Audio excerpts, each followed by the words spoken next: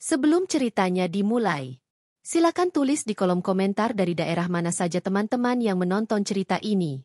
Dan jangan lupa like dan subscribe, agar channel Our Story bisa terus berkembang dan mempersembahkan cerita yang terbaik. Maya duduk di ruang tamu rumah megahnya yang bercat putih gading, dengan jendela-jendela besar yang memungkinkan cahaya matahari pagi masuk, menyinari lantai marmer yang mengkilap. Ia sedang menyesap teh hangat sambil membaca laporan usaha butik yang baru saja dibukanya beberapa bulan lalu. Pandangannya tenang, penuh perhitungan, namun juga terselip rasa syukur. Hidupnya selama ini terasa lengkap, usaha yang berkembang, rumah tangga yang ia kira bahagia, dan seorang suami yang selama ini terlihat penuh cinta. Rumah mereka berdiri di kawasan elit pinggiran kota, dengan taman kecil di depan yang selalu terawat rapi oleh tukang kebun langganan. Bunga-bunga bougainville bergantungan indah di pagar, sementara pohon mangga yang tumbuh di halaman belakang sering menjadi tempat Maya duduk santai saat sore hari. Semua itu adalah hasil kerja kerasnya bertahun-tahun. Maya bukanlah tipe wanita yang hanya mengandalkan suami. Sejak muda ia terbiasa bekerja keras untuk mencapai apa yang ia inginkan. Sejak menikah dengan Dani 5 tahun lalu, Maya merasa menemukan pasangan yang tepat. Dani, seorang pria tampan dengan senyum menawan, awalnya terlihat sangat bertanggung jawab dan penuh kasih sayang. Mereka berdua bertemu di kampus, saat Maya masih sibuk menyelesaikan skripsi dan Dani sudah bekerja sebagai karyawan di sebuah perusahaan ekspor. Dari awal perkenalan, Dani menunjukkan perhatian kecil yang membuat Maya merasa dihargai. Mereka sering makan siang bersama, berdiskusi tentang masa depan, hingga akhirnya memutuskan menikah setelah 2 tahun pacaran. Kini, setelah 5 tahun pernikahan, Maya sudah memiliki 2 butik yang berkembang pesat. Ia juga mengelola sebuah toko online yang ramai pembeli. Berbeda dengan Dani yang tetap bekerja di kantornya dengan gaji tetap, penghasilan Maya jauh lebih besar. Namun, Maya tidak pernah mempermasalahkan hal itu. Baginya, rumah tangga bukanlah soal siapa yang lebih banyak memberi, melainkan soal bagaimana mereka saling mendukung. Karena itulah, Maya dengan lapang hati memberikan akses keuangan kepada Dani. Semua kartu ATM, kartu kredit, dan tabungan atas nama mereka berdua bisa digunakan Dani kapan saja. "Mas, sarapan dulu."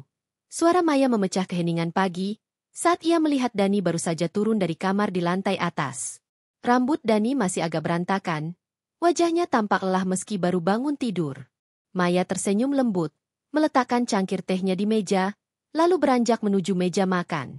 Di sana sudah tersaji nasi goreng kampung dengan telur mata sapi di atasnya, serta segelas jus jeruk segar. Dani mengangguk kecil sambil duduk. "Makasih, ya. Kamu selalu rajin banget nyiapin sarapan." Maya tersenyum hangat. "Kan kamu butuh energi sebelum berangkat kerja. Lagian aku memang suka masak buat kamu." Mereka makan bersama dalam suasana tenang. Dani bercerita sekilas tentang pekerjaannya, rencana rapat, dan beberapa hal kecil di kantornya. Maya mendengarkan dengan penuh perhatian. Meski dalam hatinya ia tahu pekerjaan Dani tidak sepadat apa yang ia kerjakan sendiri. Namun, ia tidak pernah menunjukkan rasa lebih unggul. Maya selalu berusaha menempatkan diri sebagai istri yang mendukung suami, tanpa membanding-bandingkan. Setelah sarapan, Maya membereskan meja sementara Dani bersiap-siap berangkat. Sebelum keluar rumah, Dani mencium kening Maya dengan lembut, sesuatu yang selalu membuat Maya merasa dicintai. "Doain aku lancar hari ini," ucap Dani sambil tersenyum. "Pasti." "Semangat, ya," jawab Maya dengan mata berbinar. Begitu Dani pergi, Maya kembali ke ruang tamu, mengambil laptopnya, lalu tenggelam dalam pekerjaan. Ia mengatur stok butik, mengecek pesanan online, dan mengatur jadwal meeting dengan para supplier. Sejak lama, Maya terbiasa mengatur segalanya sendiri. Meski memiliki beberapa karyawan, ia tidak mau lepas tangan sepenuhnya. Itulah yang membuat bisnisnya berjalan lancar. Siang harinya, Maya pergi ke butik yang terletak di pusat kota. Dengan mobil SUV hitamnya, ia berkendara sendirian, mengenakan setelan sederhana namun elegan. Sesampainya di butik, karyawan-karyawan menyapanya dengan ramah. "Selamat siang, Bu Maya," sapa mereka serentak. Maya tersenyum hangat. "Selamat siang. Bagaimana penjualan hari ini?" Seorang supervisor butik melaporkan perkembangan terbaru, termasuk beberapa model pakaian baru yang sudah mulai laris di pasaran. Maya merasa puas mendengarnya. Ia lalu masuk ruang kerjanya, meninjau laporan keuangan, dan berdiskusi tentang strategi promosi untuk bulan depan. Waktu berlalu cepat. Menjelang sore, Maya kembali ke rumah. Ia menyempatkan diri belanja bahan makanan di supermarket, memilih dengan teliti apa yang akan ia masak malam ini.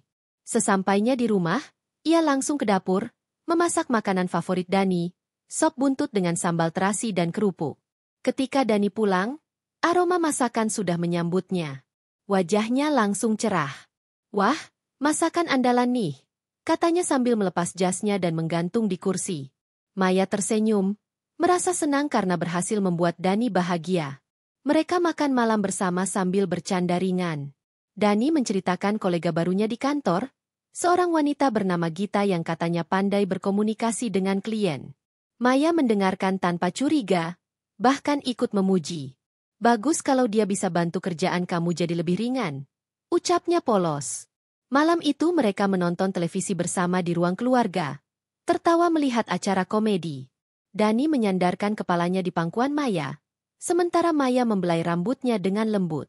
Dari luar, semua tampak sempurna. Hari-hari berikutnya pun berjalan hampir sama. Maya sibuk dengan butiknya, Dani bekerja di kantornya, lalu mereka bertemu kembali di rumah.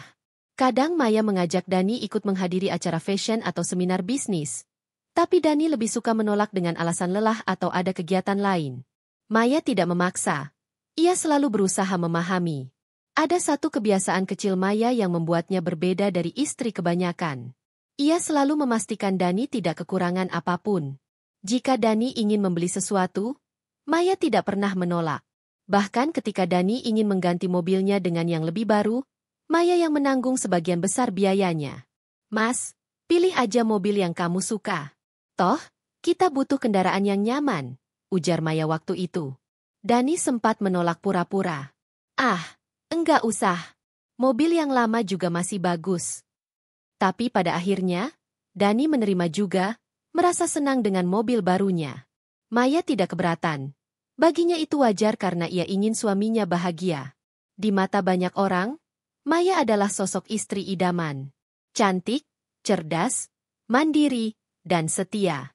Ia bahkan sering dijadikan contoh oleh teman-temannya yang lain. Banyak yang berkomentar, "Kamu beruntung banget, Mei.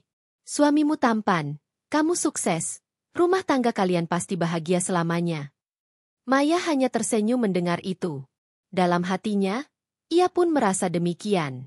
Ia percaya sepenuh hati pada Dani. Baginya, cinta bukan hanya kata-kata, tapi juga kepercayaan yang harus dijaga. Namun di balik senyumannya, Maya kadang merasa ada sesuatu yang kosong. Ia menyadari bahwa Dani jarang sekali ikut terlibat dalam pekerjaannya. Meski ia tidak pernah menuntut, ada kalanya ia berharap Dani bisa lebih aktif mendukung atau setidaknya tertarik pada usaha yang sudah ia bangun.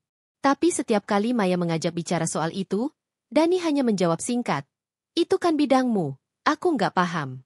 Yang penting kamu senang ngejalaninnya." Maya menerima jawaban itu dengan ikhlas. Ia berpikir setiap orang punya cara sendiri dalam menunjukkan cinta. Selama Dani setia, baginya semua masih baik-baik saja. Hari demi hari, Maya semakin sibuk mengembangkan usahanya. Ia sering bepergian untuk mencari supplier baru, menghadiri pameran mode, bahkan terkadang harus menginap di luar kota. Tapi meski sibuk, ia selalu meluangkan waktu untuk Dani. Setiap kali pulang dari perjalanan, oleh-oleh untuk Dani tidak pernah lupa ia siapkan. "Mas, aku bawain kopi favorit kamu dari Bandung," ucap Maya suatu sore sambil menyerahkan bungkusan. Dani tersenyum senang, meski hanya sekilas. Bagi Maya, melihat senyum Dani sudah cukup menjadi balasan. Ia tidak butuh hal besar, hanya kehadiran dan perhatian dari suaminya. Malam demi malam, Maya sering merenung di kamar. Ia duduk di meja rias, menatap wajahnya di cermin. Wajah yang masih cantik meski sudah sering lelah bekerja. Ia bertanya-tanya dalam hati, apakah dirinya sudah cukup baik sebagai istri? Apakah ia sudah memberikan segalanya untuk Dani? Jawabannya selalu sama, iya. Ia sudah memberikan yang terbaik.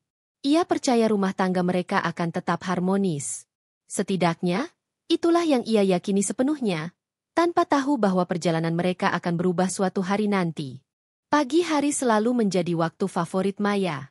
Setelah menunaikan salat subuh, ia biasanya berkeliling rumah, memastikan semua tertata rapi, bunga-bunga di halaman terawat, serta dapur bersih sebelum mulai menyiapkan sarapan untuk Dani. Ia tidak pernah membiarkan asisten rumah tangga menyiapkan makanan untuk suaminya. Bagi Maya, memasak sendiri adalah bentuk kasih sayang yang nyata. Hari itu, ia membuatkan bubur ayam dengan potongan cakwe dan taburan bawang goreng, makanan sederhana yang disukai Dani sejak dulu. Aroma kaldu ayam yang gurih menyebar ke seluruh rumah. Sementara menunggu bubur matang, Maya duduk sejenak di kursi dapur, membuka buku catatan keuangannya. Ia terbiasa mencatat pemasukan dan pengeluaran harian, meski sebenarnya sudah ada karyawan yang mengurus laporan. Baginya, menulis dengan tangannya sendiri membuatnya lebih tenang. Tak lama, langkah kaki terdengar dari tangga. Dani muncul dengan kemeja biru yang masih terlipat rapi, rambut basah setelah mandi. Senyum tipis tersungging di wajahnya. "Wangi banget. Kamu masak apa pagi ini?" tanya Dani sambil duduk di kursi makan. Maya tersenyum. "Bubur ayam kesukaanmu. Tadi sempat kepikiran, udah lama nggak bikin ini." "Wah, pas banget. Aku lagi pengen yang hangat-hangat." Mereka sarapan dengan obrolan ringan. Dani bercerita tentang proyek baru di kantornya, sementara Maya mendengarkan dengan penuh perhatian. Sesekali ia menimpali, memberi saran kecil, meski sebenarnya ia tidak begitu paham urusan kantor suaminya. Ia hanya ingin Dani merasa dihargai. "Mas," ucap Maya pelan sambil menatap suaminya. "Kalau ada yang kamu butuhkan untuk kerja, jangan ragu bilang ya. Aku pasti dukung." Dani tersenyum, meski tatapannya sekilas terlihat bimbang. "Iya, Mei. Kamu memang istri terbaik. Aku beruntung banget punya kamu." Ucapan itu membuat hati Maya hangat. Ia percaya Dani tulus. Selama ini, kepercayaan adalah pondasi utama dalam rumah tangga mereka. Setelah sarapan, Dani bersiap berangkat ke kantor. Ia mengambil dompet dari laci ruang tamu, mengecek isi kartu-kartu di dalamnya. Maya memang memberikan kebebasan penuh. Semua kartu ATM ada di tangan Dani. Ia tidak pernah membatasi, bahkan ketika Dani mengambil uang dalam jumlah besar sekalipun. "Aku pakai kartu yang bank utama, ya? Soalnya hari ini mungkin ada pengeluaran," kata Dani sambil tersenyum. Maya mengangguk tanpa ragu. "Silakan, Mas. Semua kan untuk kita juga." Setelah Dani pergi, Maya melanjutkan aktivitasnya. Ia memeriksa stok butik melalui CCTV yang bisa diakses lewat ponsel, mengatur jadwal pertemuan dengan klien, hingga menyiapkan postingan promosi untuk akun media sosial usahanya. Kesibukan itu membuat harinya terasa penuh. Tapi Maya tidak pernah mengeluh. Ia merasa puas karena bisa bekerja sekaligus mengurus rumah tangga. Sore harinya, Dani pulang lebih awal dari biasanya. Maya terkejut, karena biasanya Dani baru tiba saat malam. "Kok cepat, Mas?" tanyanya sambil meletakkan majalah mode yang sedang dibacanya. Dani menghela napas, duduk di sofa. "Hari ini rapatnya batal. Jadi aku bisa pulang cepat. Enak juga ternyata pulang sore." Maya tersenyum lebar. "Bagus dong. Bisa lebih santai." Mereka menghabiskan waktu sore itu dengan duduk di teras belakang, menikmati teh hangat sambil menatap taman. Angin berhembus lembut, burung-burung kecil beterbangan di antara pepohonan. Maya merasa damai. "Mas," ucapnya tiba-tiba, "aku sering kepikiran, apa nanti kita bisa buka usaha bareng? Aku rasa kalau kita jalanin berdua pasti lebih menyenangkan." Dani menoleh sebentar, lalu tertawa kecil. "Aku mana bisa ikut campur di butikmu, Mei? Kamu kan udah jago urus itu semua. Kalau aku ikut, malah bisa bikin ribet." Maya menatapnya dengan sedikit kecewa, tapi ia segera menutupi perasaan itu dengan senyuman. "Iya, mungkin kamu benar. Aku cuma kepikiran aja." Malam harinya, mereka makan malam bersama dengan menu sederhana. Dani terlihat lebih banyak diam, tapi Maya menganggapnya hanya lelah. Ia tidak pernah menanyakan terlalu jauh jika Dani terlihat murung. Baginya, suami harus diberi ruang. Hari-hari berikutnya berjalan dengan pola yang hampir sama. Dani berangkat pagi, pulang malam, dan Maya sibuk dengan usahanya. Bedanya, Dani mulai lebih sering meminta uang tambahan. Kadang ia bilang ada kebutuhan mendesak di kantor, kadang untuk membantu temannya. Maya selalu mengiyakan tanpa menolak. Mas, aku transfer sekarang ya, kata Maya sambil membuka aplikasi bank di ponselnya. Dani mengangguk, terlihat lega. Makasih, Mei. Kamu memang selalu bisa diandalkan. Ucapan itu cukup membuat Maya merasa berharga. Ia tidak pernah berpikir buruk. Baginya, memberikan uang pada suami adalah bentuk tanggung jawab sekaligus cinta. Suatu malam, saat mereka duduk bersama menonton televisi, Dani mendadak berkata, Mei, aku lagi kepikiran. Boleh nggak kalau salah satu kartu kreditnya aku bawa terus? Biar kalau ada kebutuhan mendadak aku nggak repot minta kamu transfer. Maya menoleh, sedikit terkejut, tapi kemudian tersenyum. Tentu saja boleh. Mas, kamu kan suamiku, nggak ada yang aku rahasiakan. Sejak saat itu, Dani selalu membawa kartu kredit dan salah satu ATM utama. Maya sama sekali tidak curiga. Bahkan ia merasa lega karena tidak perlu repot setiap kali Dani membutuhkan sesuatu. Kehidupan rumah tangga mereka tampak sempurna di mata orang lain. Setiap kali ada acara keluarga atau pertemuan dengan teman, Dani selalu mendampingi Maya. Mereka terlihat seperti pasangan bahagia, tertawa bersama, saling menggenggam tangan, saling memandang penuh cinta. Maya bangga memperkenalkan Dani sebagai suaminya. Namun tanpa disadari, ada jarak tipis yang mulai terbentuk. Dani semakin sering sibuk dengan ponselnya, bahkan saat makan malam bersama. Kadang ia tertawa kecil membaca pesan, lalu buru-buru menyembunyikan layar. Maya melihat itu, tapi ia memilih diam. Ia percaya Dani tidak akan menyembunyikan hal penting darinya. Suatu sore, saat Maya sedang membereskan lemari di kamar, ia menemukan beberapa struk belanja yang tidak biasa di saku celana Dani. Struk itu berasal dari butik perhiasan dan restoran mahal. Maya mengernyit, karena setahunnya Dani tidak pernah membelikan perhiasan untuknya baru-baru ini. Tapi ia segera menghapus pikiran itu, berusaha positif. Mungkin ini untuk hadiah kantor, gumamnya sendiri, menenangkan hati. Maya tidak mau berpikiran buruk. Ia menutup lemari, lalu kembali sibuk di dapur. Namun benih kecil rasa penasaran mulai muncul di hatinya. Malam itu, ia duduk di samping Dani yang sedang asyik menonton pertandingan sepak bola di televisi. Maya ingin bertanya tentang struk itu, tapi ia mengurungkan niat. Ia takut dianggap terlalu curiga. Mas, mau teh hangat? Tanyanya akhirnya, menutupi rasa gelisah. Dani menoleh sebentar dan mengangguk. Boleh. Makas, Mei. Maya bangkit, membuat teh, lalu menyerahkan cangkirnya pada Dani.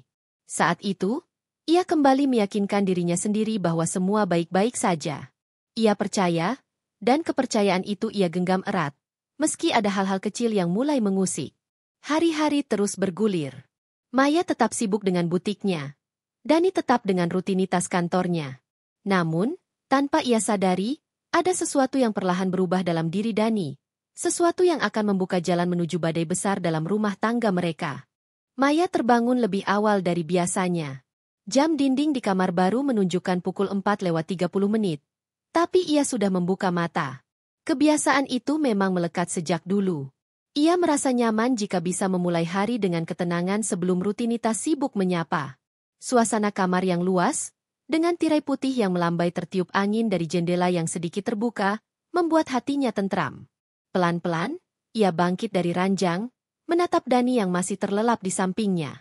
Wajah suaminya terlihat damai dalam tidur. Sesekali bibirnya bergerak seolah menggumamkan sesuatu. Maya tersenyum, lalu merapikan selimut yang melorot dari tubuh Dani. Hatinya penuh kasih sayang, seperti biasa. Ia selalu ingin memastikan Dani merasa nyaman, bahkan dalam tidur sekalipun. Setelah menunaikan salat, Maya menuju dapur. Ia memutuskan untuk membuatkan sarapan istimewa pagi ini. Omelet keju, roti panggang, dan sosis. Menu sederhana ala barat yang sebenarnya tidak terlalu rumit. Tapi bagi Maya tetap berarti karena ia ingin memberikan kejutan kecil untuk Dani. Saat sibuk memotong sayuran, ia teringat rencana hari ini. Butiknya akan kedatangan pelanggan istimewa, seorang artis lokal yang ingin memesan busana untuk acara televisi. Maya merasa perlu turun tangan langsung, meski biasanya ia sudah mempercayakan pada tim desainernya. Ia ingin memastikan segalanya sempurna. Beberapa menit kemudian, langkah kaki Dani terdengar dari arah tangga. Ia mengenakan kaos polos dan celana tidur, rambutnya masih acak-acakan. "Pagi, Mei," sapanya sambil menguap. "Pagi, Mas. Duduk dulu, sarapannya sebentar lagi siap." Dani duduk di kursi makan, menyalakan ponselnya, lalu tenggelam dalam layar. Jari-jarinya bergerak cepat, entah mengetik atau membalas pesan. Sesekali senyum tipis muncul di wajahnya. Maya memperhatikan sekilas, hatinya sedikit terusik, tapi ia tidak menegur. "Mas, ini sarapannya," katanya sambil meletakkan piring berisi omelet di depan Dani. Dani menoleh sebentar, lalu tersenyum. "Wah, kelihatan enak banget. Kamu jago banget deh bikin kejutan." Maya tersenyum lega. Ia duduk di seberang Dani, ikut menyantap sarapan sambil berbincang. Namun, sepanjang makan, Dani lebih sering menunduk menatap ponsel. Maya berusaha tidak mempermasalahkan. Ia berpikir mungkin Dani sedang sibuk dengan pekerjaan. Setelah selesai, Dani segera kembali ke kamar untuk bersiap. Maya merapikan meja makan, lalu duduk di ruang tamu sambil membuka laptop. Ia mengecek email bisnis, menyiapkan presentasi kecil untuk kliennya nanti. Suasana rumah hening, hanya suara burung di luar jendela yang terdengar. Tak lama kemudian, Dani turun dengan setelan jas rapi. Ia tampak lebih wangi dari biasanya. Parfum yang jarang ia pakai sehari-hari tercium kuat. Maya sempat tertegun, tapi ia segera tersenyum. "Wah, ganteng banget. Ada acara penting di kantor, Mas?" Dani tertawa kecil, mengancingkan jasnya. "Iya, hari ini ada meeting sama klien besar. Jadi harus tampil maksimal." Maya mengangguk penuh pengertian. "Semoga lancar ya, Mas. Jangan lupa makan siang." "Pasti. Doain aja aku bisa bikin klien itu puas." Sebelum keluar, Dani mencium kening Maya, lalu melangkah ke garasi. Maya mengantar sampai depan pintu, menatap mobil suaminya meluncur pergi. Ada rasa bangga sekaligus sedikit rindu, karena Dani kini semakin sibuk. Setelah itu, Maya bersiap menuju butik. Ia mengenakan gaun sederhana berwarna pastel, dipadukan dengan blazer putih yang membuatnya terlihat profesional namun tetap anggun. Sesampainya di butik, ia langsung disambut karyawannya yang sudah menunggu. "Bu, artisnya nanti datang jam 2 siang. Kita sudah siapkan beberapa koleksi baru untuk ditunjukkan," lapor salah satu staf. Maya mengangguk. "Bagus. Pastikan ruang fitting bersih dan nyaman." Hari itu berjalan padat. Maya sibuk melayani klien, berdiskusi soal desain, bahkan ikut memberikan saran warna dan model. Artis yang datang merasa puas, bahkan memesan lebih dari yang diperkirakan. Maya senang bukan main. Keberhasilan itu membuatnya yakin bahwa usahanya semakin dikenal luas. Menjelang sore, Maya duduk di ruang kerjanya, meneguk segelas air putih. Ia merasa lelah, tapi hatinya bahagia. Ia membuka ponselnya, berharap ada pesan dari Dani. Namun layar hanya menampilkan notifikasi biasa, tidak ada kabar darinya. Maya menghela napas, lalu mencoba menghubungi. "Mas, gimana meetingnya?" tulisnya lewat pesan singkat.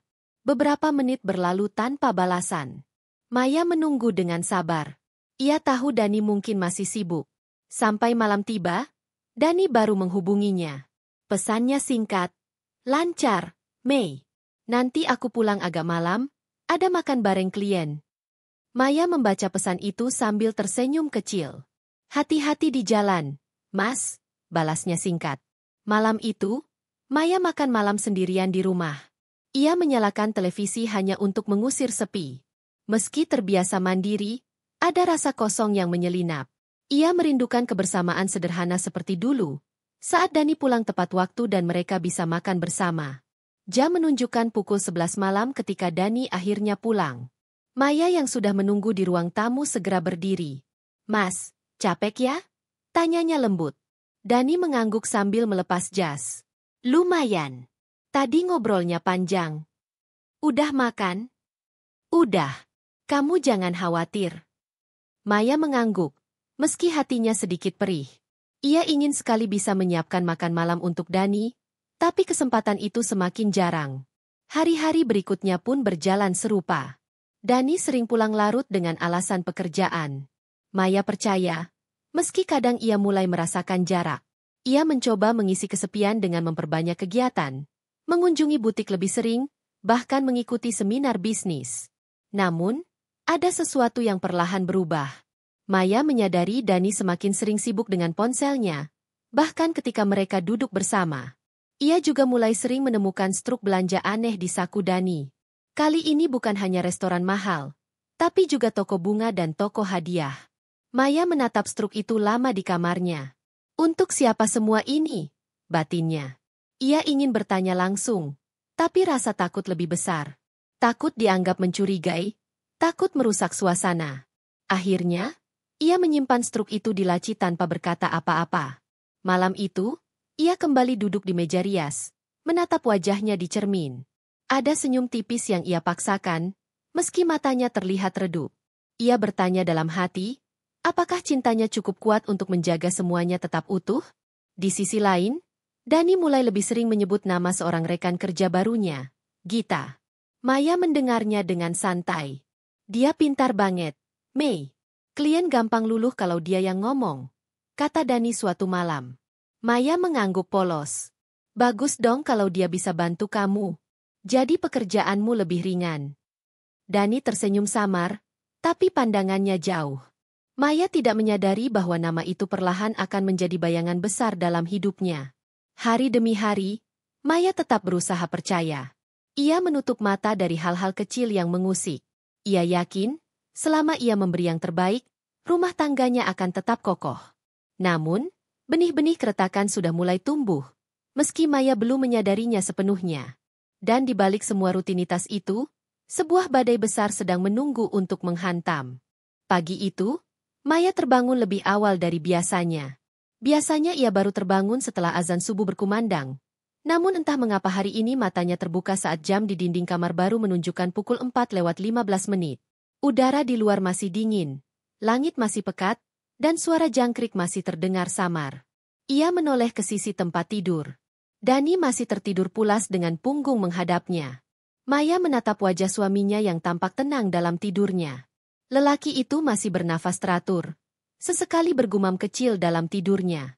Maya ingin sekali membangunkannya untuk sholat berjamaah seperti dulu, tapi ia sudah tahu bagaimana respons Dani jika dipaksa bangun. Beberapa kali ia sudah mencoba. Namun suaminya justru tersinggung dan mengatakan dirinya terlalu cerewet.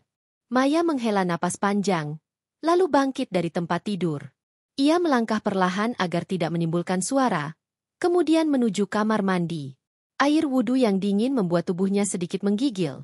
Namun hatinya terasa tenang saat ia menggelar sajadah dan menunaikan salat subuh sendirian. Usai berdoa, Maya duduk termenung cukup lama. Pikirannya melayang pada masa-masa awal pernikahannya dulu. Dani selalu bangun tepat waktu, selalu mengingatkannya untuk sholat, bahkan terkadang membangunkan Maya dengan cara yang lembut. Namun semua itu kini hanya tinggal kenangan. Sejak beberapa bulan terakhir, Dani berubah. Ia tidak tahu pasti kapan perubahan itu mulai terlihat. Tapi yang jelas sekarang Dani jarang sekali sholat, jarang berbicara hangat dengannya, dan seringkali pulang larut dengan alasan pekerjaan. Maya mencoba menghibur dirinya sendiri. Mungkin Dani hanya sedang lelah.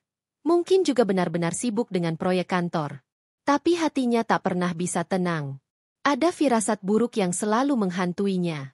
Selesai melamun, Maya bergegas menuju dapur. Ia menyiapkan sarapan sederhana, nasi goreng dengan telur dadar, lalu menyalakan termos listrik untuk membuat teh hangat. Saat sedang memotong tomat untuk pelengkap, suara ponsel Dani berdering di kamar.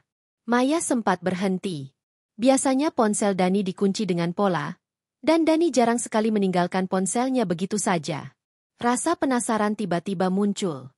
Ia berjalan pelan menuju kamar, lalu melirik ponsel yang tergeletak di meja samping tempat tidur. Layar ponsel menyala, menampilkan nama, Gita.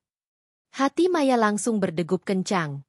Ia merasa darahnya berdesir deras, tubuhnya seakan kaku di tempat. Nama itu terasa asing. Ia tidak pernah mendengar Dani menyebut nama tersebut. Siapa Gita? Mengapa menghubungi Dani di jam sepagi ini? Ponsel itu terus bergetar. Namun Dani tetap tertidur. Maya menatap wajah suaminya lalu kembali menatap layar ponsel. Jari-jarinya gatal ingin mengangkat, tapi ia menahan diri. Ia takut Dani bangun dan marah padanya. Beberapa detik kemudian, Panggilan itu berhenti. Maya menelan ludah, jantungnya masih berdetak keras. Ia buru-buru kembali ke dapur, mencoba menenangkan diri. Namun pikirannya kini dipenuhi berbagai tanda tanya. Tak lama kemudian, Dani terbangun.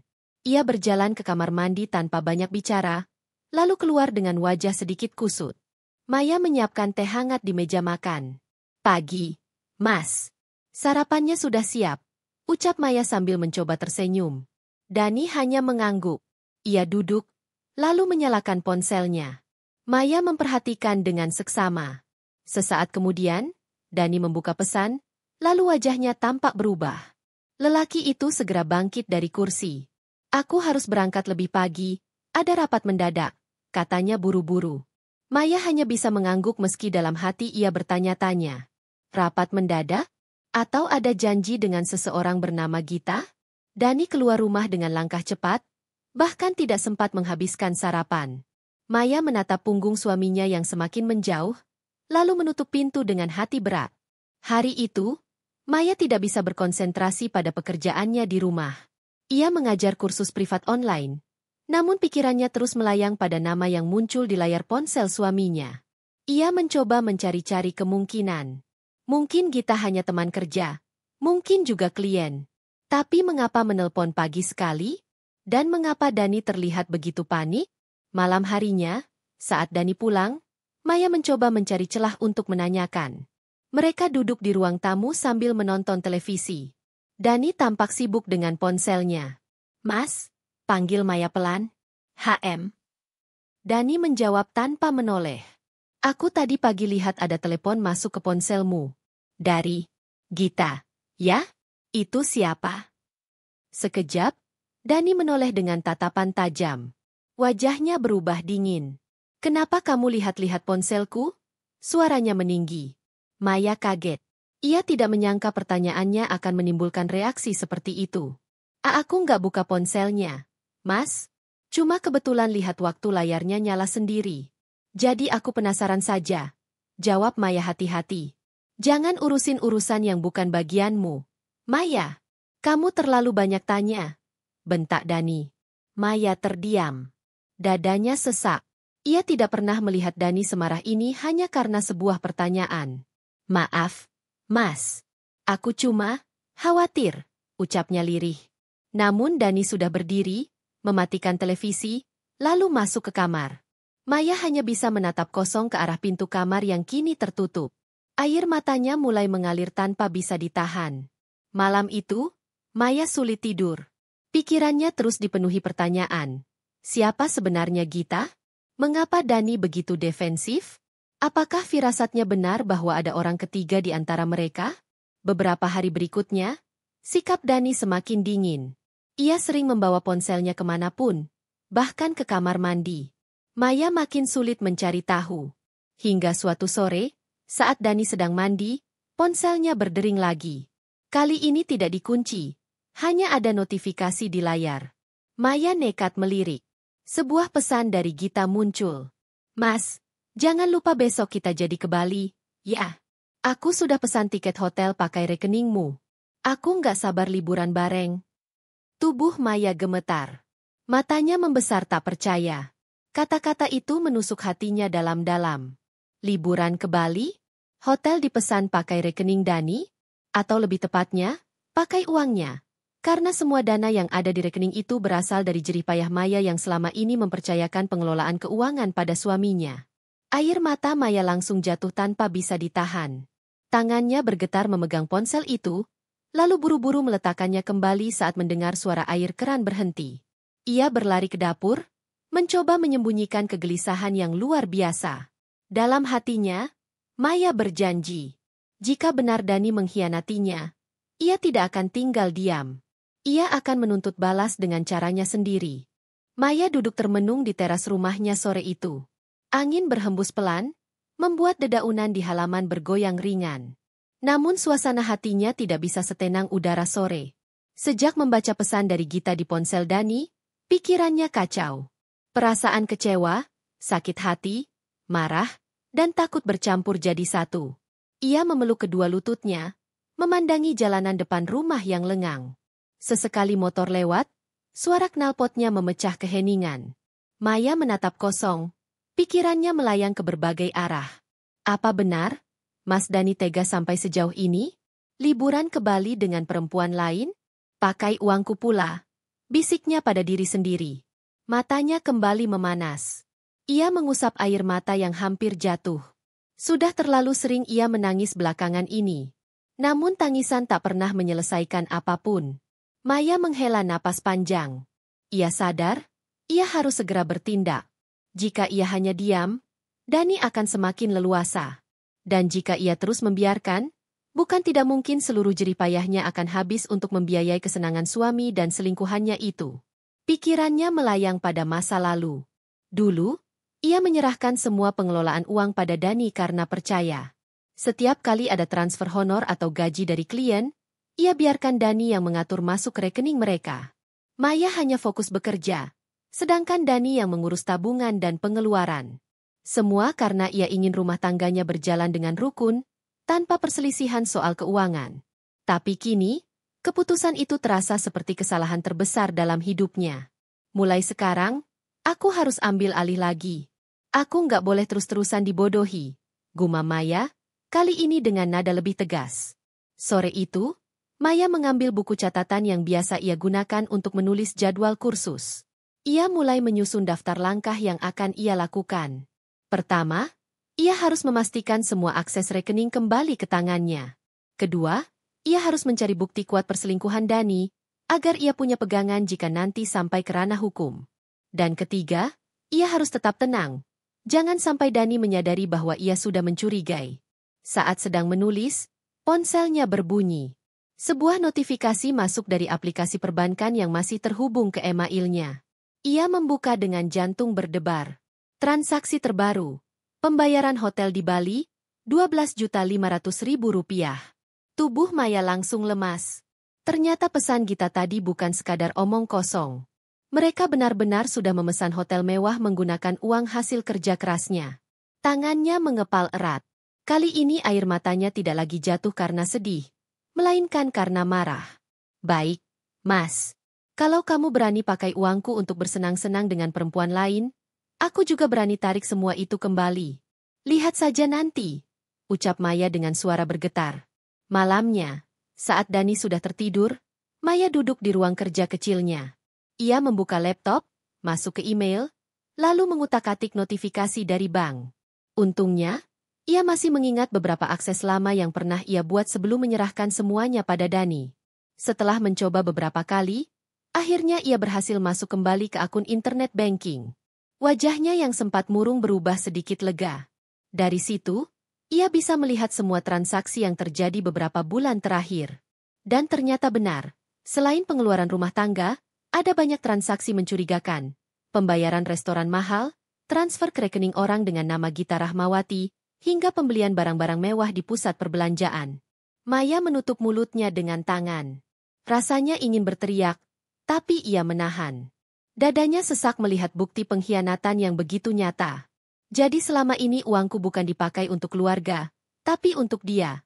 Maya bergumam, matanya berkaca-kaca. Namun di balik rasa sakit itu, ada secercah kekuatan yang muncul. Inilah saatnya.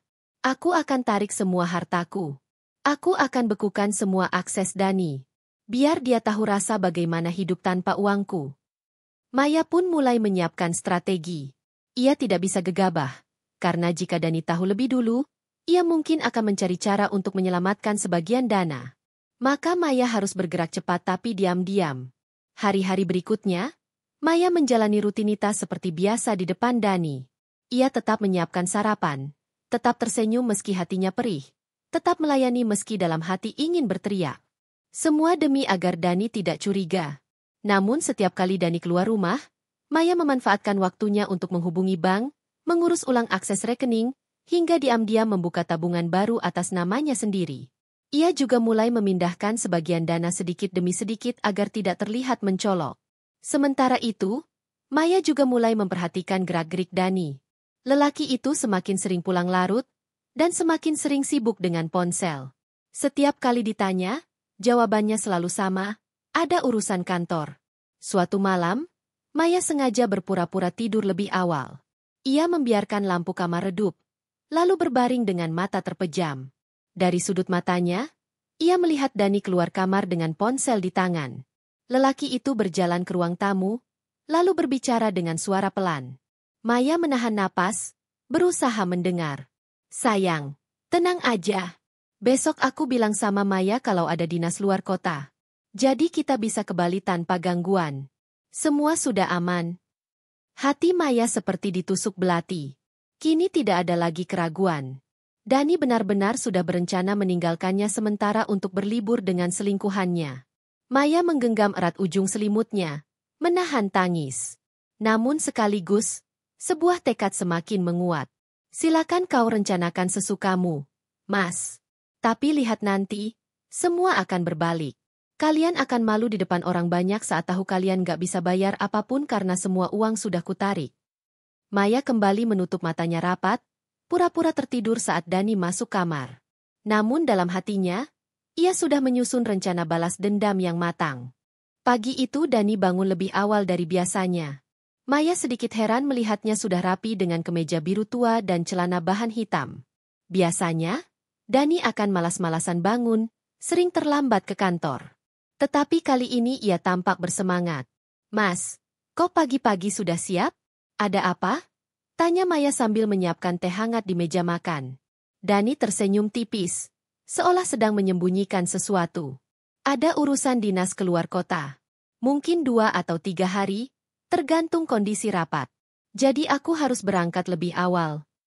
Maya menatapnya dengan mata lembut, pura-pura percaya. Oh begitu. Kemana, Mas? Ke Surabaya, jawab Dani cepat, sambil merapikan dasinya. Maya mengangguk pelan. Kalau begitu hati-hati ya, Mas. Jangan lupa jaga kesehatan. Aku doakan semua urusannya lancar. Di balik tatapannya yang tenang, hati Maya terasa pedih. Ia tahu betul Dani sedang berbohong. Kalimat yang ia dengar semalam di ruang tamu masih jelas di telinganya. Liburan ke Bali bersama Gita. Bukan dinas ke Surabaya. Namun Maya tidak menunjukkan sedikit pun kecurigaan. Ia tetap menyiapkan sarapan, tetap menyodorkan teh hangat, bahkan masih sempat menyelipkan vitamin di tas Dani. Semua agar suaminya tidak menduga bahwa ia sudah mengetahui rahasia itu. Saat Dani pamit, Maya tersenyum lembut. Jangan lupa kabari aku ya, Mas, kalau sudah sampai. Dani mengangguk, lalu melangkah pergi dengan wajah puas. Maya hanya bisa menatap punggungnya yang menjauh. Begitu suara motor suaminya menghilang di kejauhan, Maya menghela napas panjang, kemudian menutup pintu rapat-rapat. Wajahnya yang tadi lembut kini berubah dingin. Mulai hari ini, permainanmu selesai, Mas, bisiknya lirih. Maya segera masuk ke ruang kerja kecilnya. Di atas meja, sudah ada map berisi dokumen bank yang ia siapkan seminggu terakhir. Ia sudah membuka tabungan baru atas namanya sendiri, lengkap dengan kartu ATM baru yang tidak diketahui Dani. Malam tadi ia juga sudah menghubungi pihak bank untuk menanyakan prosedur pembekuan kartu lama. Hari ini, ia berencana melakukan langkah besar, memindahkan seluruh dana yang ada di rekening bersama ke rekening pribadinya. Ia menyalakan laptop, masuk ke akun internet banking. Jari-jarinya bergetar saat mengetik password, tetapi tekadnya kuat.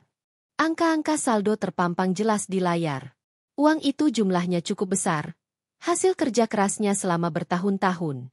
Tanpa banyak pikir, Maya mulai melakukan transfer ke rekening barunya.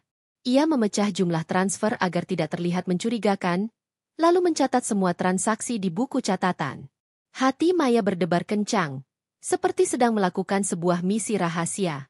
Sambil menunggu proses selesai, Maya menutup mata dan menarik napas panjang. Ada rasa lega, namun juga ada rasa takut. Bagaimana kalau Dani tahu? Bagaimana kalau ia marah? Tapi Maya kembali menguatkan dirinya. Bukankah ini uangku sendiri? Aku yang bekerja siang malam. Aku yang membanting tulang. Kenapa aku harus takut? Justru aku yang selama ini bodoh karena membiarkan dia seenaknya. Mata Maya menatap tajam ke layar laptop. Sekali lagi, ia mengklik tombol konfirmasi. Transfer berhasil. Siang itu, setelah semua dana berhasil ia pindahkan, Maya melanjutkan langkah berikutnya. Ia menghubungi pihak bank melalui telepon. Suaranya bergetar ketika berbicara dengan customer service, tapi ia berusaha tegas. Halo, saya Maya, pemilik rekening nomor sekian-sekian. Saya ingin melaporkan penggunaan kartu ATM saya yang tidak semestinya. Saya minta semua akses kartu dibekukan sementara. Hanya bisa digunakan melalui identifikasi langsung oleh saya di kantor cabang. Petugas bank sempat menanyakan beberapa pertanyaan verifikasi. Maya menjawab dengan detail, lalu tak lama kemudian, petugas memastikan bahwa permintaannya sudah diproses. Mulai sekarang, kartu ATM lama sudah tidak bisa digunakan, Bu Maya. Untuk akses rekening hanya bisa melalui Anda langsung. Jelas suara di seberang. Terima kasih, Mbak. Itu yang saya mau. Jawab Maya mantap. Begitu telepon ditutup, Maya menundukkan kepala. Air matanya jatuh. Kali ini bukan karena sedih, melainkan lega. Ia merasa baru saja melepaskan belenggu besar dari lehernya. Malamnya, Dani menelpon. Suaranya terdengar riang di ujung sana. Halo, sayang. Aku sudah sampai Surabaya. Besok ada rapat seharian, jadi mungkin agak susah dihubungi. Maya menempelkan ponsel ke telinganya, bibirnya tersenyum tipis meski hatinya mencemooh. Oh ya? Syukurlah kalau sudah sampai dengan selamat. Jangan lupa makan, Mas. Jangan terlalu capek. Ya, tenang aja. Kamu jaga rumah baik-baik, ya? Pasti. Setelah menutup telepon, Maya menatap layar ponsel dengan wajah dingin. Ia tahu Dani sedang berada di Bali, bukan Surabaya. Dan mungkin saat ini lelaki itu sedang duduk manis bersama Gita, menikmati makan malam romantis. Namun Maya justru tersenyum dingin. Nikmatilah selagi bisa, Mas. Besok kalian akan tahu rasanya malu saat tidak bisa bayar satupun tagihan. Keesokan harinya, Dani dan Gita benar-benar berada di Bali. Mereka check-in di hotel mewah dengan penuh percaya diri. Dani menyodorkan kartu ATM kepada resepsionis. Namun setelah beberapa saat, wajah petugas hotel berubah bingung. Maaf, Pak, kartu ini tidak bisa digunakan. Ada masalah dengan transaksi. Dani mengerutkan kening. Ia mencoba sekali lagi, tapi tetap gagal. Coba pakai kartu ini saja, katanya sambil memberikan kartu lain. Namun hasilnya sama. Gita yang berdiri di sampingnya mulai gelisah. Ada apa sih, Mas? Kok nggak bisa-bisa? Malu banget dilihatin orang. Dani merasa keringat dingin mengucur di pelipisnya. Ia tidak mengerti apa yang sedang terjadi. Saldo rekeningnya seharusnya masih cukup besar. Tapi kenapa kartu ATM-nya tiba-tiba tidak bisa dipakai? Petugas hotel meminta Dani menunggu sebentar. Dani mencoba membuka aplikasi mobile banking di ponselnya, tapi terkejut ketika aksesnya ditolak. Berkali-kali ia coba, tetap gagal. Gimana ini, Mas? Desis Gita dengan wajah panik. Kalau nggak bisa bayar, kita gimana? Malu banget sama orang-orang. Dani merasa dunia berputar. Ia tidak tahu harus menjawab apa. Di saat itu, jauh di rumah, Maya duduk tenang sambil menyeruput teh hangat. Wajahnya terlihat lebih teduh dari sebelumnya. Ia tahu, rencananya sudah mulai berjalan. Malam itu rumah besar Maya terasa begitu sunyi. Hanya suara jam dinding di ruang tengah yang terdengar berulang-ulang, seakan menghitung detik-detik yang berjalan dengan begitu lambat. Maya duduk di kursi ruang kerja pribadinya, di depan sebuah meja kayu besar yang rapi dengan laptop menyala, beberapa map dokumen, dan secangkir teh hangat yang sudah mulai dingin. Pandangan matanya menatap kosong ke arah layar, tetapi pikirannya sedang jauh melayang, menimbang begitu banyak hal. Hari-hari belakangan ini benar-benar menguras perasaannya. Setiap kali Dani pulang larut malam dengan aroma parfum asing menempel di bajunya, Maya selalu berpura-pura tidak tahu. Ia memilih diam, seakan tak menyadari bahwa suaminya semakin terang-terangan menghabiskan waktu dengan wanita lain. Maya bisa merasakan, rumah tangga yang dulu ia bangun dengan penuh cinta dan pengorbanan kini sedang berjalan menuju jurang kehancuran. Namun di balik semua kesedihan itu, Maya mulai merasakan sesuatu yang berbeda, sebuah tekad baru, sebuah keberanian yang tumbuh dari rasa sakit yang terlalu lama ia pendam. Tangannya perlahan meraih sebuah map hitam dari laci bawah meja. Map itu berisi dokumen-dokumen penting, bukti kepemilikan aset, rekening bank, surat tanah, hingga beberapa kontrak usaha. Semua atas nama dirinya. Selama ini Maya memang sengaja menempatkan sebagian besar harta keluarga atas nama pribadi, bukan atas nama Dani. Bukan karena ia tidak percaya, melainkan karena dari awal pernikahan Dani selalu mengabaikan tanggung jawab finansial. Maya yang bekerja keras, Maya yang membangun usaha, Maya yang menanggung segala kebutuhan rumah tangga. Dani hanya ikut menikmati hasil, tanpa pernah benar-benar berkontribusi. Maya membuka map itu perlahan, menatap satu persatu dokumen yang tersusun rapi. Pandangannya berhenti pada sebuah buku tabungan dengan saldo yang luar biasa besar. Jumlah yang bisa membuat siapapun hidup mewah tanpa perlu bekerja seumur hidup.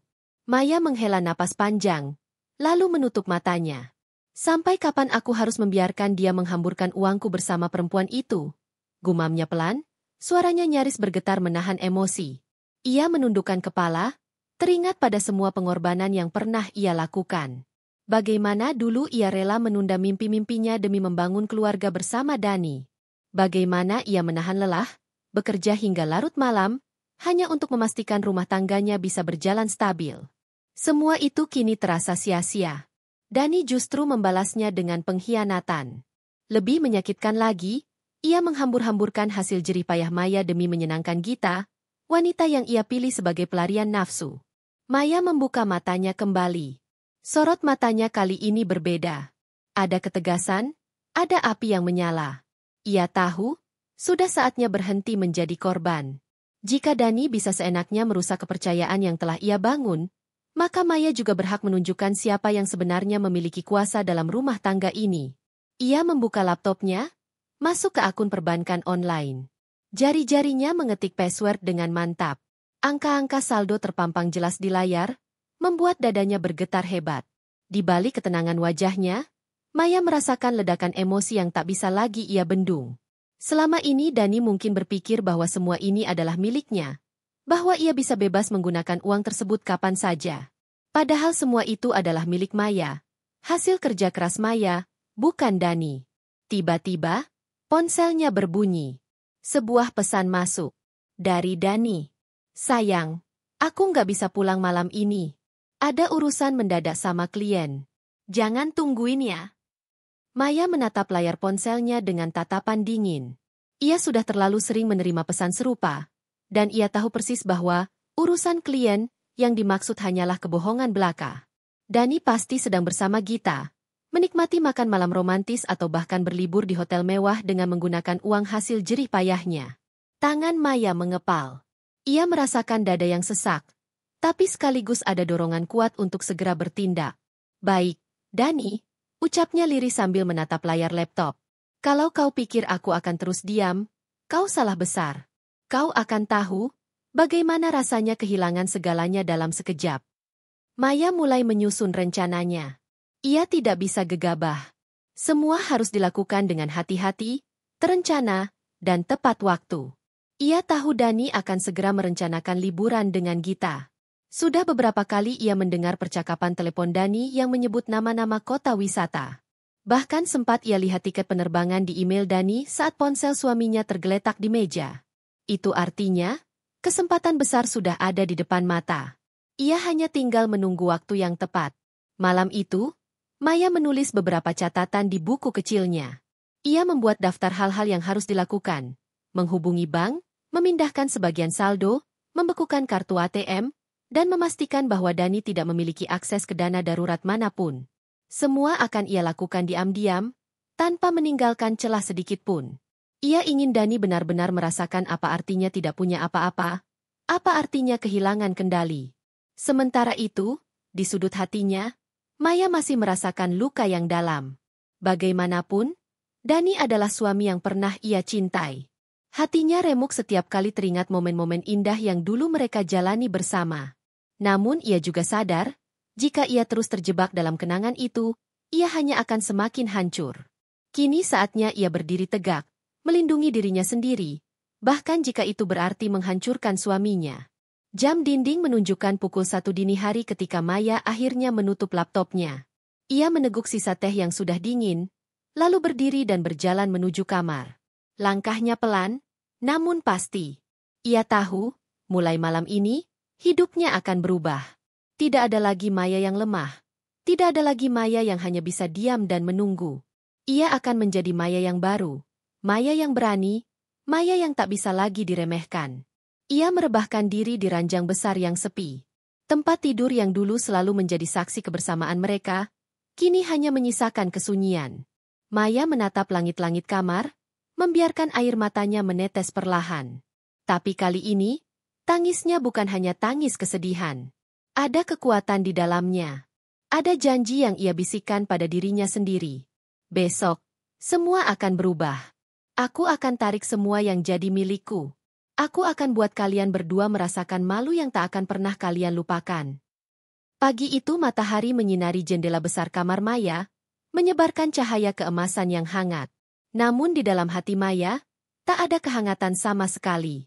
Ia terbangun lebih awal dari biasanya, dengan tekad yang sudah bulat. Hari ini, ia akan melangkah ke tahap pertama dari rencananya. Tidak ada lagi waktu untuk menunda. Ia duduk di tepi ranjang, memandangi bayangan dirinya di cermin besar yang tergantung di dinding. Wajahnya terlihat lelah, namun sorot matanya begitu tajam.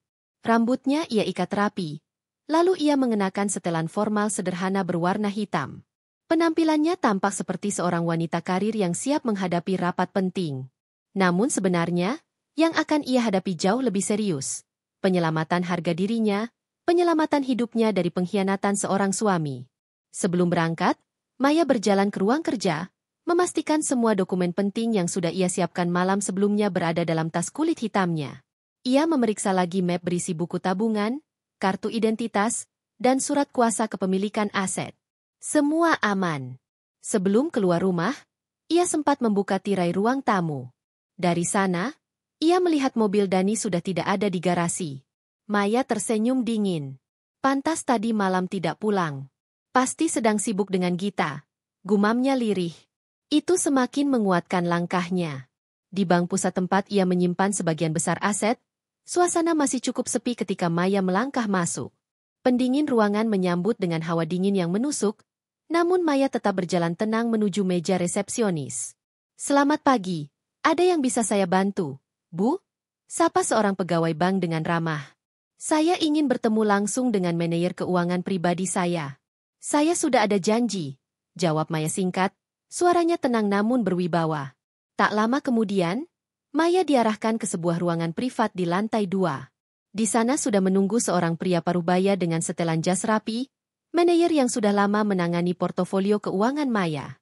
Selamat pagi, Bu Maya. Sapa pria itu sambil berdiri dan menjabat tangannya. Silakan duduk. Saya sudah menerima permintaan Anda semalam. Maya duduk perlahan, menaruh tas kulitnya di atas meja, lalu membuka map dokumen. Saya ingin melakukan beberapa penyesuaian. Ada beberapa rekening atas nama saya yang harus dipindahkan ke akun utama saya, dan beberapa kartu tambahan yang digunakan oleh suami saya, tolong dibekukan hari ini juga. Manajer itu tampak sedikit terkejut.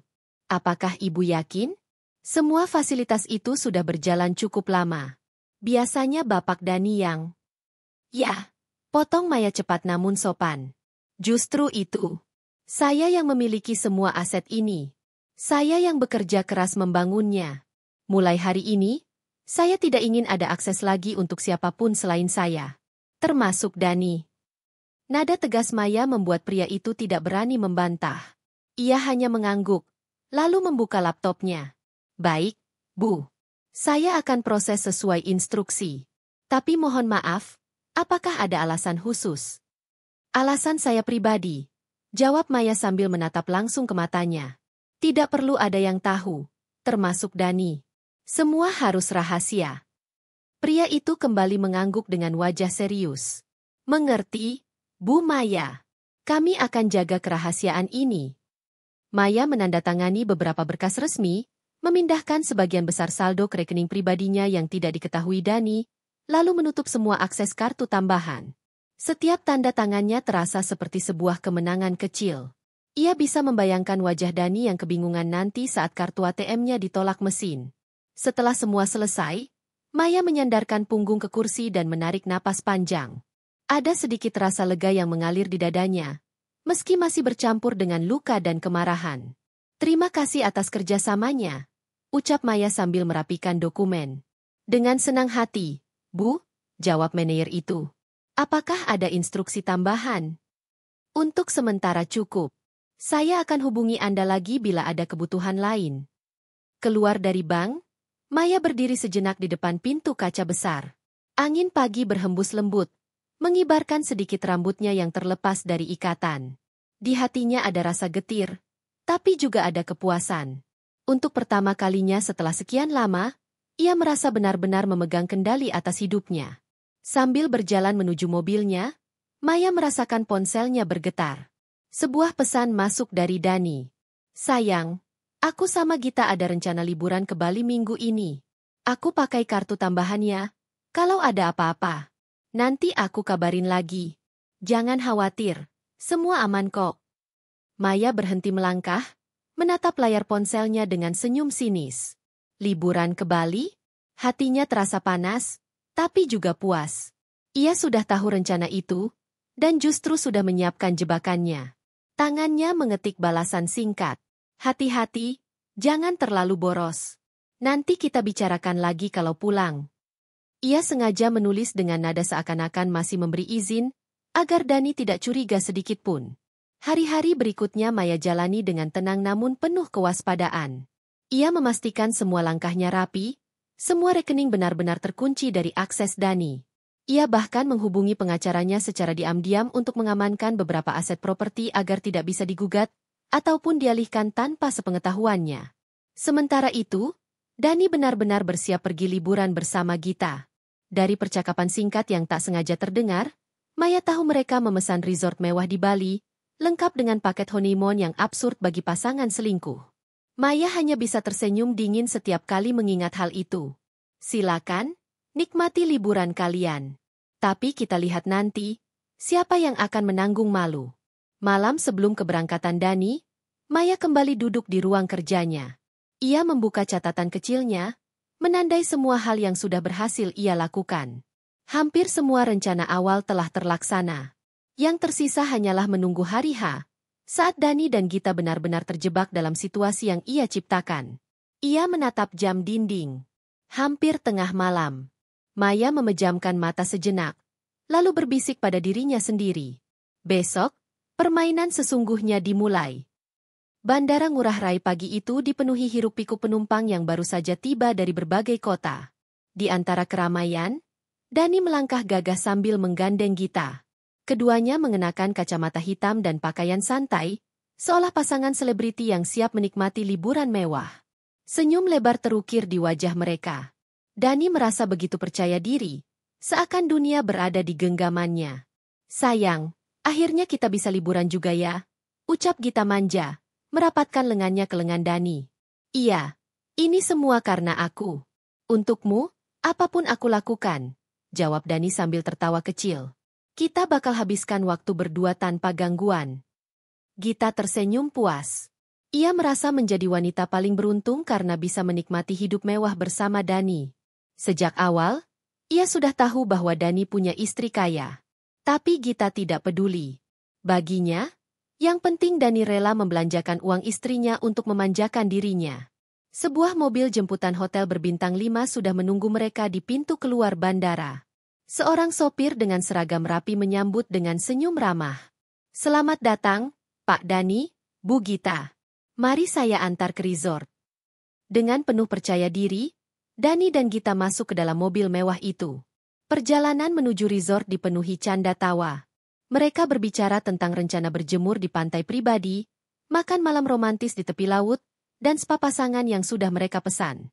Semuanya terasa sempurna, seolah liburan itu akan menjadi kenangan terindah dalam hidup mereka. Sesampainya di resort, keduanya disambut hangat oleh resepsionis. Selamat datang di Bali Grand Resort. Kami sudah menyiapkan suite honeymoon sesuai pesanan, lengkap dengan fasilitas VIP, kata resepsionis sambil memberikan welcome drink. Gita tersenyum puas, lalu berbisik pada Dani. Aku suka banget. Kamu benar-benar romantis. Dani mengangguk bangga. Ia merasa semakin hebat karena bisa memanjakan selingkuhannya dengan kemewahan. Di dalam hati, ia yakin Maya tidak akan pernah tahu. Ia selalu percaya bahwa istrinya terlalu sibuk dengan urusan bisnis, terlalu naif untuk menyadari apa yang sebenarnya ia lakukan. Setelah check-in, mereka diantar ke kamar suite yang megah, dengan balkon menghadap laut biru dan kolam renang pribadi. Gita melompat kecil kegirangan, lalu memeluk Dani erat. "Ini liburan impian," seru Gita. "Semua untukmu, sayang," balas Dani dengan penuh percaya diri. Hari-hari awal liburan berjalan mulus. Mereka menghabiskan waktu dengan berenang, makan malam mewah, dan berfoto di setiap sudut resort. Dani dengan bangga menggesek kartu ATM-nya untuk membayar semua kebutuhan. Ia sama sekali tidak curiga, karena sebelumnya transaksi berjalan lancar. Namun, malapetaka mulai datang pada malam ketiga. Saat makan malam di restoran resort, Dani dengan santai meminta wine termahal dan menu spesial untuk dirinya dan Gita. Setelah selesai, ia menyerahkan kartu ATM untuk membayar. Beberapa menit kemudian, pelayan kembali dengan wajah canggung. "Mohon maaf, Pak, transaksi tidak bisa diproses. Mesin menolak kartu Anda." Dani mengernyit heran. "Apa? Coba lagi. Saldo saya banyak." Pelayan itu mengangguk, mencoba kembali. Namun hasilnya tetap sama. "Maaf sekali, Pak. Tetap ditolak." Dani mulai merasa jantungnya berdegup lebih cepat. Ia mengambil kartu ATM lain, yang juga selama ini diberikan Maya sebagai tambahan. Namun hasilnya sama, ditolak. Gita yang duduk di sebelahnya mulai gelisah. "Sayang, kenapa nggak bisa?" "Tenang, mungkin sistem error," jawab Dani dengan senyum dipaksakan. Pelayan yang tampak kebingungan mencoba membantu. "Kalau boleh, Pak, mungkin bisa gunakan kartu kredit atau pembayaran lain." Dani merogoh dompetnya. Ia memang membawa kartu kredit, tapi limitnya kecil, hanya cukup untuk belanja kebutuhan sehari-hari. Ia tidak pernah merasa perlu memiliki kartu kredit besar, karena selama ini selalu mengandalkan rekening Maya. Dengan terpaksa, Dani membayar makan malam itu menggunakan kartu kredit pribadinya, yang langsung hampir mencapai limit maksimal. Setelah pelayan pergi, Gita menatapnya dengan cemas. "Sayang, ini gimana? Kok bisa ditolak? Kamu bilang uangmu banyak." Dani mencoba tetap tenang. "Besok aku cek lagi. Jangan panik dulu." Keesokan harinya, saat hendak membayar spa mewah, kartu ATM Dani kembali ditolak. Kali ini lebih memalukan, karena resepsionis spa menatap mereka dengan curiga. Gita mulai kehilangan kesabarannya. "Dani, kamu bohong ya? Katanya kamu banyak uang, kok kayak gini?" bentak Gita saat mereka keluar dari ruangan. Dani mulai marah juga. "Bukan salahku. Aku juga nggak tahu kenapa bisa begini. Uang itu semua ada, aku yakin." Namun diam-diam, di dalam hati, Dani mulai panik. Ia sadar sesuatu yang buruk sedang terjadi. Puncaknya terjadi saat hari terakhir mereka menginap. Tagihan hotel mencapai puluhan juta rupiah. Dani dengan percaya diri menyerahkan kartu ATM, tapi lagi-lagi ditolak. Ia mencoba kartu lain, tetap sama. Resepsionis menatapnya dengan sopan namun tegas. "Mohon maaf, Pak Dani, semua kartu Anda tidak bisa digunakan. Sesuai kebijakan hotel, tamu wajib melunasi pembayaran sebelum check-out. Apakah Bapak membawa metode pembayaran lain?" Orang-orang di lobi mulai memperhatikan. Beberapa tamu melirik dengan tatapan aneh. Gita menundukkan kepala, wajahnya memerah karena malu. "Sayang, aku nggak mau dipermalukan di sini," bisiknya tajam pada Dani. Dani mencoba bicara pada resepsionis. Saya bisa transfer langsung. Tolong kasih saya waktu." Namun ketika mencoba membuka aplikasi mobile banking, Dani terkejut setengah mati. Semua rekeningnya kosong. Tidak ada saldo.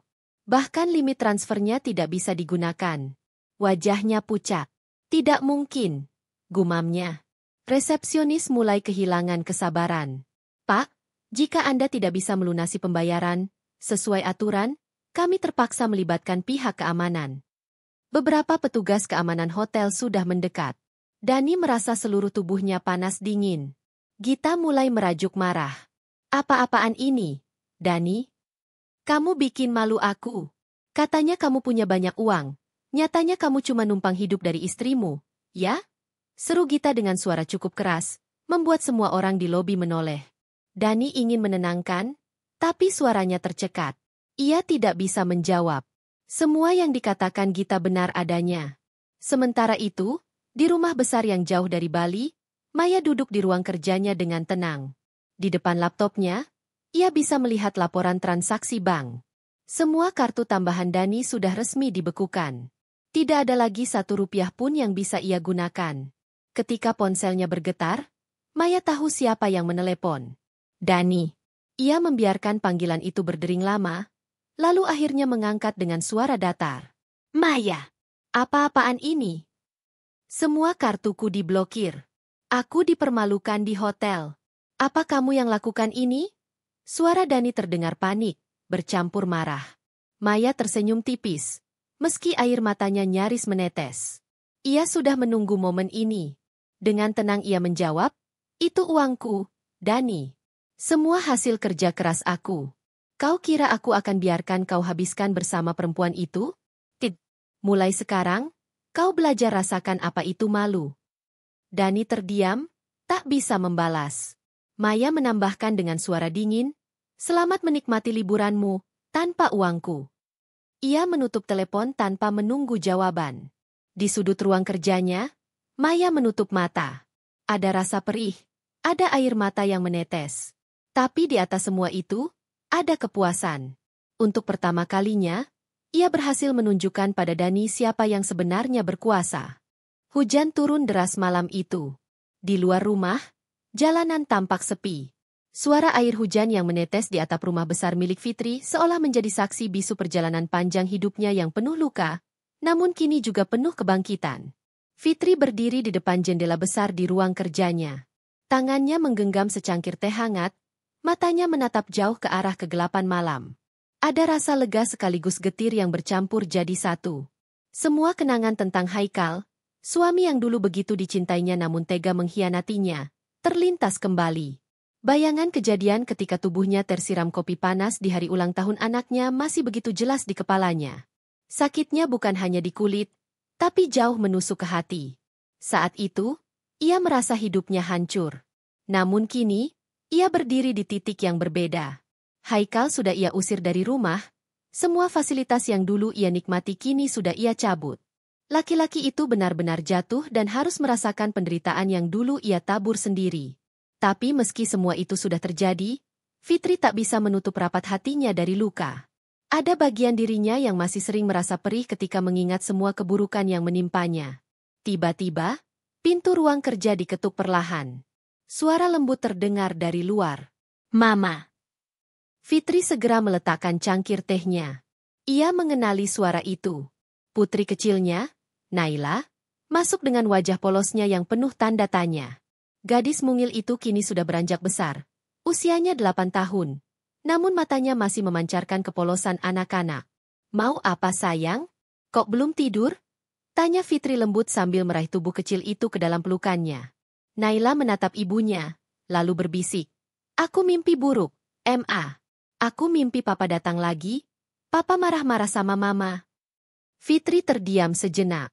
Hatinya seperti disayat mendengar kata-kata itu. Meski ia sudah berusaha keras menyembunyikan semua luka dari anaknya, Naila ternyata menyimpan ketakutan tersendiri. Tidak apa-apa, sayang. Papa sudah tidak tinggal di sini lagi. Kamu sekarang hanya sama mama. Mama janji, mama akan selalu melindungi kamu, ucap Fitri sambil mengusap rambut anaknya. Namun Naila kembali bertanya dengan polos. Tapi kenapa papa jahat sama mama? Bukannya papa dulu sayang sama kita? Kenapa papa siram mama pakai kopi waktu itu? Pertanyaan itu membuat Fitri tercekat. Tenggorokannya kering. Ia ingin menjawab, namun lidahnya keluh. Bagaimana mungkin menjelaskan sesuatu yang begitu rumit kepada seorang anak sekecil Naila?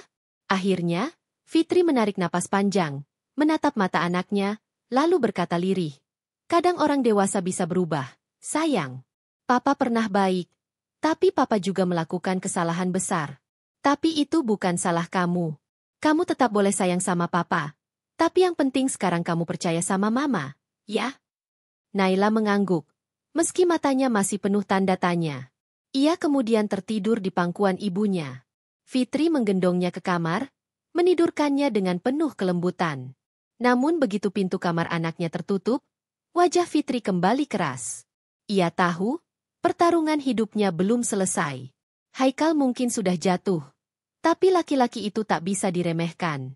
Keesokan harinya, kabar mengejutkan datang. Salah satu sahabat Fitri, Rina, datang terburu-buru ke rumah dengan wajah panik.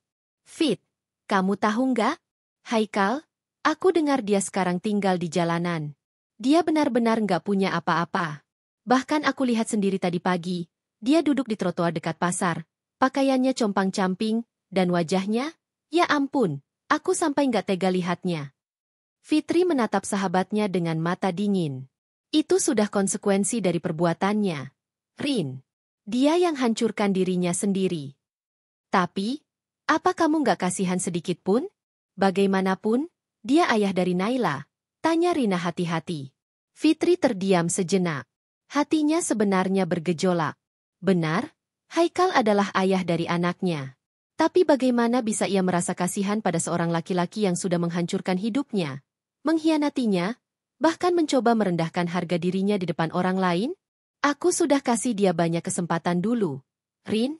Tapi dia yang buang semuanya. Sekarang biarlah dia merasakan apa artinya kehilangan segalanya. Jawab Fitri akhirnya dengan nada mantap. Rina hanya bisa menghela napas. Ia tahu, sahabatnya itu sudah melalui banyak hal yang tak bisa dimengerti orang luar. Sore harinya, Fitri kembali ke kantornya. Perusahaannya semakin maju, dan para karyawan semakin segan serta menghormatinya. Namun di balik kesuksesan itu, gosip mulai beredar. Ada yang mengatakan Haikal sering terlihat mengemis di pasar, ada juga yang bilang ia mencoba meminjam uang dari orang-orang yang dulu ia rendahkan. Dan puncaknya, suatu malam, Fitri pulang ke rumah dan menemukan seseorang berdiri di depan gerbang. Hujan gerimis turun, membuat tubuh orang itu basah kuyup. Fitri memicingkan mata, mencoba memastikan. Dan benar saja, laki-laki itu adalah Haikal. Tubuhnya kurus, wajahnya pucat, matanya cekung, dan pakaiannya lusuh. Ia tampak begitu berbeda dengan sosok pria angkuh yang dulu pernah berkuasa atas rumah tangga Fitri. "Fitri, tolong aku." Suara Haikal parau, hampir tak terdengar karena bercampur dengan suara hujan. Fitri berdiri tegak di balik pintu gerbang, menatapnya tanpa ekspresi. Dalam hatinya, badai emosi bergejolak. Rasa marah, sakit hati, iba, dan dendam bercampur menjadi satu. "Kenapa kamu datang ke sini? Apa kamu tidak punya malu setelah semua yang kamu lakukan padaku?" Suara Fitri terdengar tegas, menusuk ke hati. Haikal jatuh berlutut di depan gerbang, tangannya terulur lemah. Aku menyesal. Aku nggak punya siapa-siapa lagi. Aku lapar, aku dingin. Fitri, tolonglah, biarkan aku bertemu Naila. Aku janji nggak akan ganggu kamu lagi." Fitri terdiam. Kata-kata itu menghantam hatinya. Tapi ia tak ingin terlihat lemah di depan laki-laki itu. "Menyesal? Kamu ingat apa yang kamu lakukan padaku di ulang tahun anakmu sendiri? Kamu siram aku dengan kopi panas hanya karena aku menolak poligami. Kamu kira luka itu hilang begitu saja hanya dengan kata menyesal?" Fitri meninggikan suaranya, matanya mulai berkaca-kaca. Haikal menangis. Air matanya bercampur dengan air hujan yang mengalir di wajahnya. "Aku salah, Fitri. Aku benar-benar hancur sekarang. Aku mohon, beri aku kesempatan. Kalau tidak untuk aku, setidaknya izinkan aku melihat Naila." Fitri terdiam lama. Hatinya berperang hebat.